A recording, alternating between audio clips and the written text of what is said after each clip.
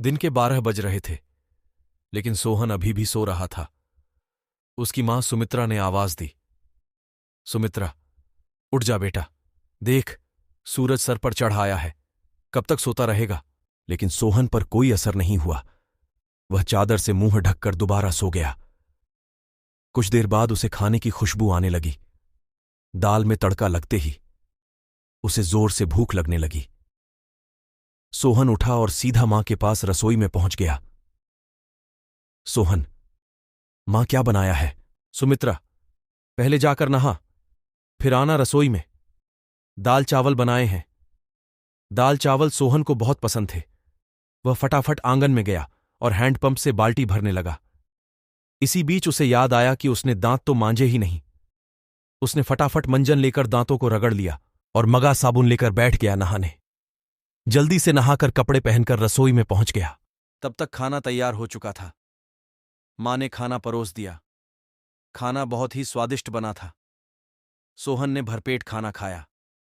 वह खाना खाकर उठा तो मां ने टोक दिया, सुमित्रा, अब कहाँ चल दिया?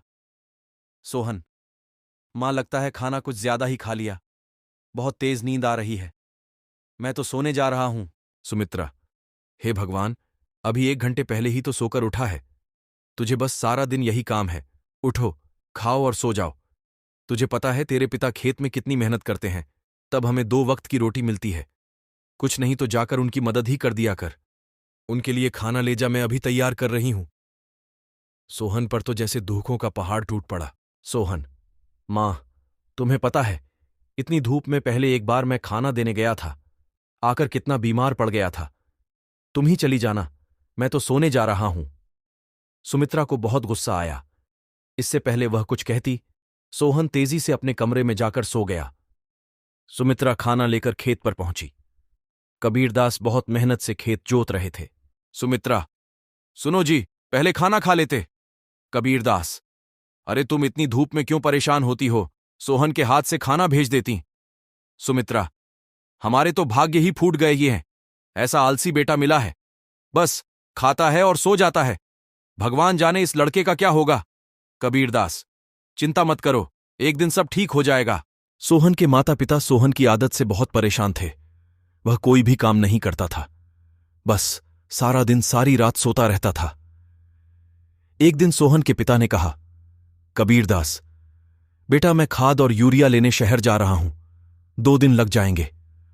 फसल तैयार होने वाली है, तू सुबह खेत पर चले जाना और सारा दिन वहीं रहना।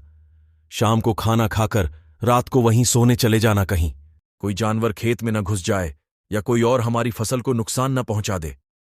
सोहन, पिताजी, मुझसे ये सब नहीं हो पाएगा, आप मां को बोल दीजिए। कबीरदास, नालायक, खेत की देखभाल आदमियों का काम होता है।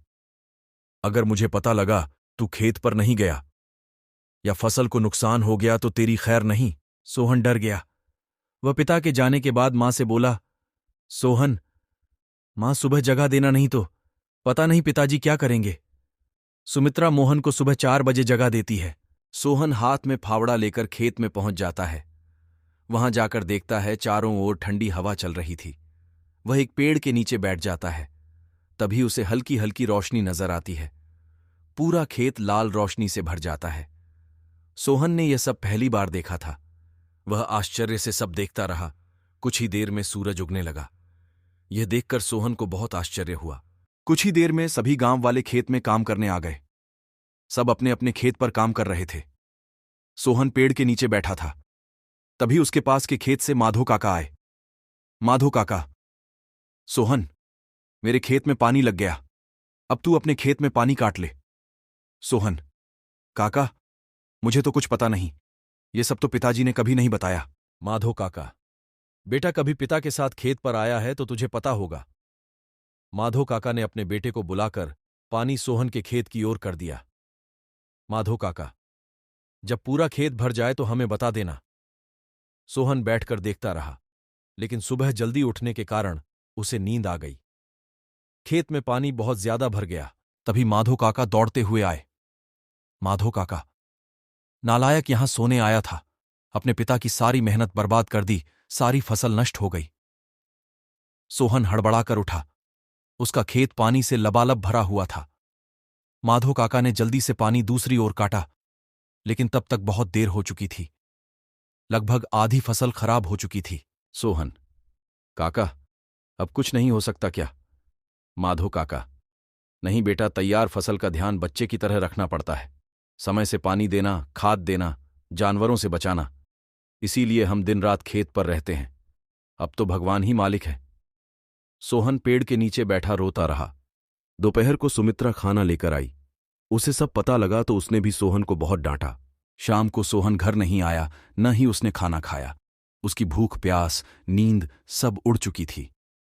अगले दिन जब कबीरदास घर वापस आए तो उन्होंने सोहन के बारे में पूछा। सुमित्रा ने सारी बात बता दी। कबीरदास सब छोड़कर दौड़ते हुए खेत पर पहुंचे। उन्होंने देखा मोहन पेड़ के नीचे बैठा रो रहा था। आधी फसल खराब हो चुकी थी। सोहन, पिताजी मुझे माफ कर दीजिए। मेरे आलस ने इतना बड़ा नुकसान कर दिया। आप चाहें तो मुझे पीट लीजिए। कबीरदास, नहीं, तुझे मारने से फसल ठीक नहीं होगी। वादा कर आज के बाद कभी आलस नहीं करेगा। चल, अब घर चल, वहीं बात करेंगे। दोनों घर आ जाते हैं। सोहन की आंखों से अब भी आंसू बह रहे थे। सुमित्रा ने उसे खाना दिया, लेकिन उसने नहीं खाया और वह अपने कमरे में जाकर रोने लगा। सुमित्रा, जी, अब क्या होगा? आधी फसल तो बर्बाद हो गई। कबीरदास, सुमित्रा, कोई घाटे का सौदा नहीं है। आधी फसल देकर अगर बेटा सुधर गया तो यही काफी है। कबीरदास ने सोहन को बुलाया। कबीरदास, बेटा, अब तो नुकसान होना था हो गया। अब हमें कल से आधे खेत की फसल उखाड़कर दोबारा बोनी होगी। सोहन, पिताजी, आप बाकी आधे खेत में खाद यूरिया लगाकर उसे काटने का इंतजाम कीजिए। मैं इस पर अकेले काम करना चाहता हूं। अगले दिन सुबह 4 बजे सोहन अपने पिता के साथ खेत पर पहुंच गया और पिता के बताए अनुसार खेत पर काम करने लगा। 4 महीने कठिन परिश्रम करने के बाद नई फसल कुछ बढ़ती हुई दिखाई देने लगी। सोहन अब एक कर्मठ, मेहनती इंसान बन चुका था।